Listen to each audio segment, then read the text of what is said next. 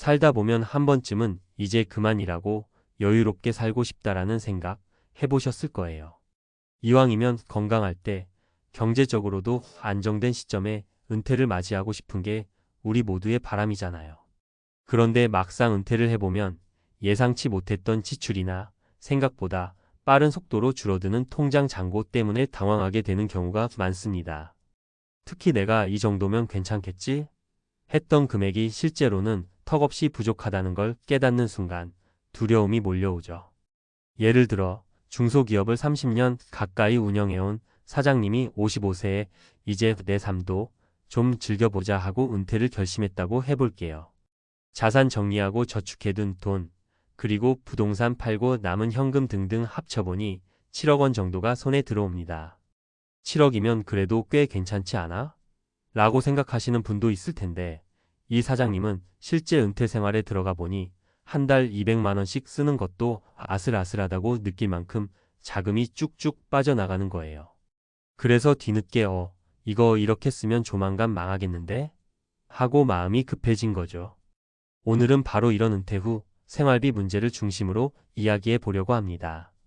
은퇴 준비를 할 때 혹은 이미 은퇴한 뒤에도 평온하고 안정된 생활을 꾸려나가고 싶다면 어떻게 해야 하는지 구어체로 편안하게 풀어볼게요. 그리고 실제로 은퇴 후 어려움을 겪고 있는 3가지 사례를 통해 조금 더 구체적으로 살펴보겠습니다.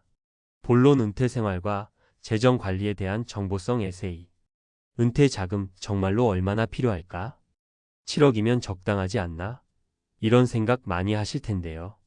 사실 은퇴 자금은 단순히 목돈의 크기만 볼 게 아니라 내가 앞으로 매달 얼마나 쓰고 또 얼마를 벌 수 있으며 얼마나 오래 살 것인지 등 다각적인 요소를 고려해야 합니다. 요즘은 은퇴 시점이 빨라진 만큼 수명이 늘어서 3040년씩 노후를 살아야 한다는 말이 나오잖아요.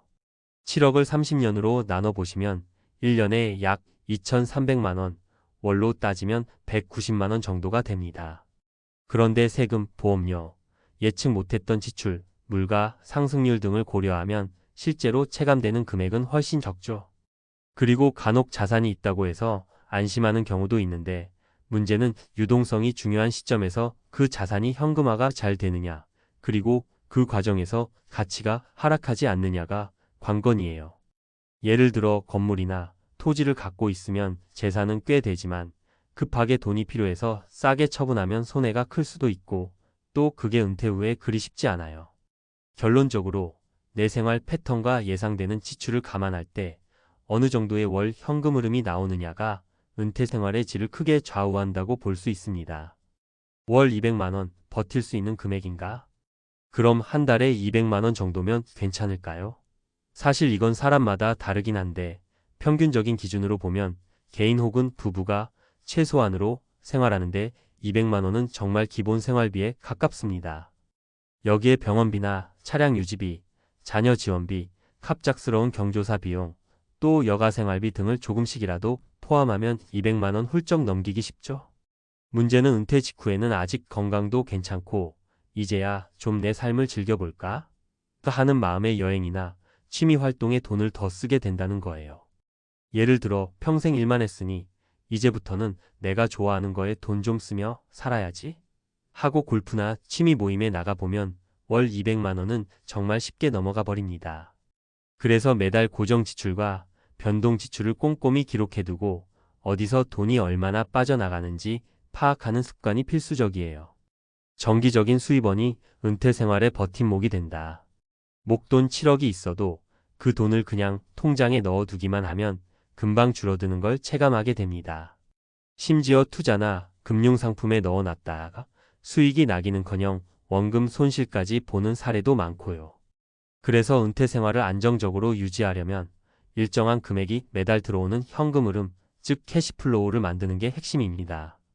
요즘 흔히 월세 수익, 배당주, 채권, 혹은 간단한 노동형 부업 등이 주목받는 이유도 이 캐시플로우를 확보하기 위해서예요. 물론 모든 투자엔 위험이 따르고 노동엔 시간이 들지만 그래도 아무 수익원이 없는 상태에서는 목돈을 조금씩 갉아먹을 수밖에 없거든요. 특히 노년에도 어느 정도 일은 해야 한다라는 사회적 분위기가 강해지는 추세입니다. 의료기술의 발달로 수명이 늘고 있으니 소일거리처럼 몸과 마음을 움직일 수 있는 일을 지속적으로 하는 게 경제적으로나 건강적으로나 도움이 됩니다. 사례 1. 너무 늦은 준비의 허탈함. 사례 인물 홍 사장 55세, 중소기업 운영 경험 30년. 상황 7억 원으로 은퇴를 시작함. 월 200만 원을 쓰며 살아가려 했음.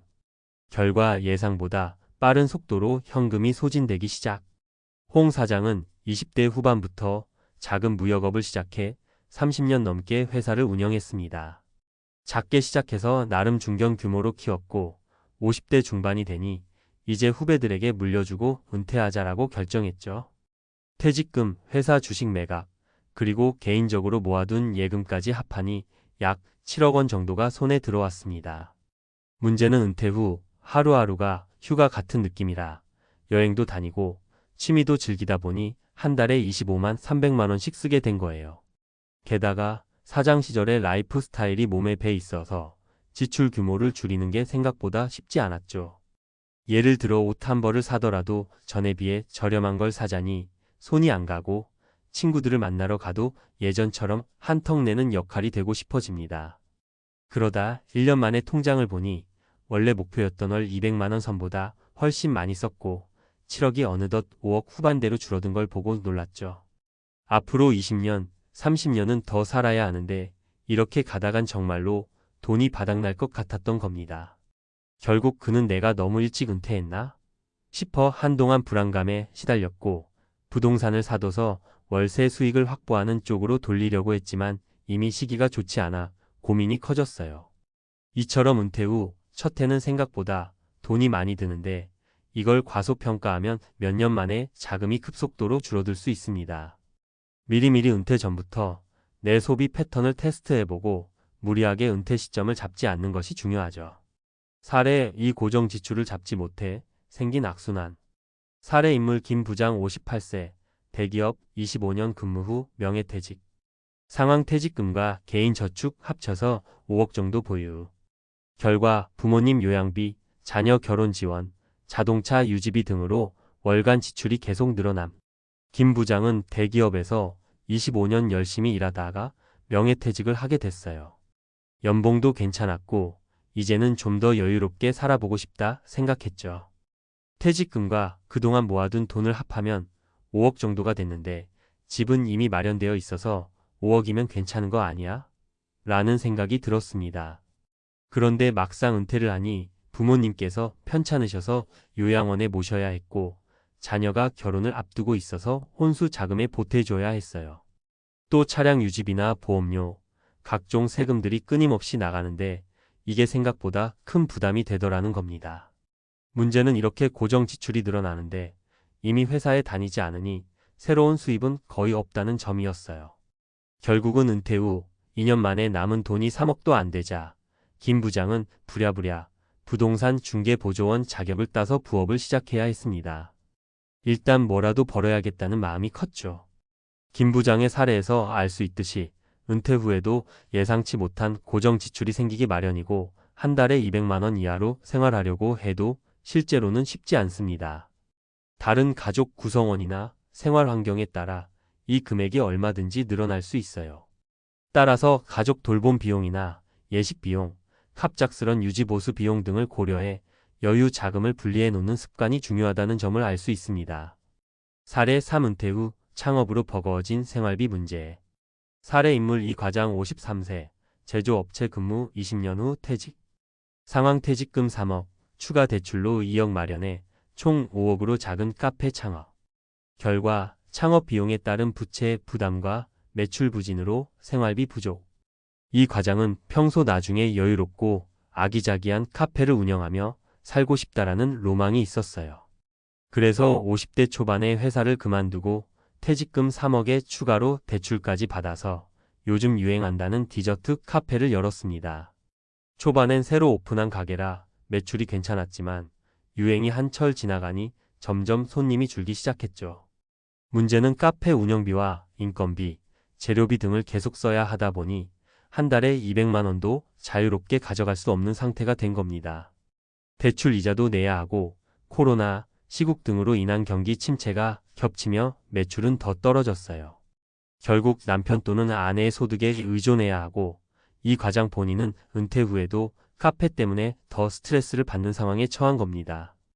은퇴 후 창업은 한 번쯤 누구나 꿈꿔볼 수 있지만 특별한 사업 아이템이나 확실한 시장 분석, 그리고 혹시 망해도 버틸 수 있는 안전장치가 없으면 위험 부담이 큽니다.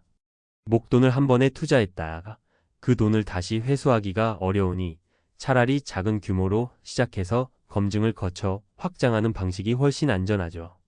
결론 및 조언. 위 세 가지 사례를 보면 모두 공통적으로 은퇴 후 예상치 못한 지출 및 수입 공백이라는 문제에 부딪힙니다.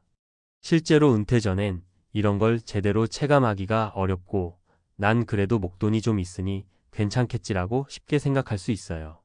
하지만 막상 은퇴해보면 현금 흐름이 없다는 사실이 심리적으로도 실제 생활에도 큰 부담이 됩니다. 그래서 몇 가지 핵심 조언을 드리자면 은퇴 시기를 늦추거나 단계적으로 은퇴하자. 100세 시대를 맞아 55세가 너무 이른 은퇴일 수 있어요. 건강이 허락한다면 60세 전후까지 일하면서 자산을 조금 더 불릴 기회를 갖거나 혹은 근무 시간을 줄이면서 반태 방식으로 서서히 은퇴 생활로 전환하는 것도 방법입니다. 고정 비용과 변동 비용을 확실히 구분하고 매달 기록하자. 은퇴 생활에서 가장 중요한 건 지출을 통제하는 일입니다. 경조사비나 건강 문제, 갑작스러운 집 수리비 등 변동 비용이 언제든 생길 수 있으니 이를 대비해 별도의 예비 자금을 마련해두면 좋습니다. 안정적인 캐시플로우 현금 흐름 확보가 우선이다. 부동산 월세나 배당, 이자, 수입, 소일거리, 파트타임 일 등 꾸준한 유입이 있어야 심리적 안정이 생깁니다. 은퇴 후 전혀 일하지 않는다는 건 오히려 건강에도 그리 좋은 방식이 아닐 수 있어요. 은퇴 후 창업은 정말 신중하게. 은퇴 후 창업은 돈이 곧바로 빠져나가고 언제 성공할지도 불투명합니다. 너무 큰 목돈을 한 번에 투자하기보다는 리스크를 최소화하고 검증된 시장에 작은 규모로 접근하는 게 바람직해요. 가족과 함께 철저하게 상의하자. 은퇴는 본인만의 문제가 아니라 가족 전체에게 영향을 미치는 사건입니다. 자녀 지원, 부모님 요양, 혹은 부부 간의 라이프 스타일 차이 등은 늘 갈등 요소가 될 수 있으니 미리 허심탄회하게 서로의 입장을 맞춰보고 계획을 짜는 게 중요합니다. 마무리하자면 중소기업 사장 55세, 7억 들고 은퇴했지만 월 200 없으면 망한다라는 문장이 단순히 과장된 경고가 아니에요. 막상 은퇴해보면 7억도 얼마 안 되네라는 생각이 들 정도로 예상치 못한 상황이 계속 생길 수 있거든요. 따라서 은퇴를 앞둔 분들이나 이미 은퇴를 하신 분들은 한 달에 200만 원씩 쓸 수 있는지 없는지 단순 계산만 하기보다는 내 소비 패턴과 향후 지출 가능성, 그리고 캐시플로우 확보 전략을 좀 더 구체적으로 설계하시는 게 중요하다는 점을 꼭 기억해 두시면 좋겠습니다. 결국 은퇴는 노는 삶을 시작한다기보다 새로운 삶의 무대를 여는 시점이라고도 볼 수 있어요. 이 시점에서 더 준비된 사람은 멋지게 자기만의 제2의 인생을 살 수 있지만 준비 없이 무작정 뛰어들면 목돈이 있든 없든 금방 불안감에 사로잡힐 수 있죠. 부디 오늘 이야기가 조금이라도 참고가 되었길 바랍니다. 그럼 우리 모두 현명한 은퇴와 안정적인 노후 생활을 위해 차근차근 준비해 보도록 해요.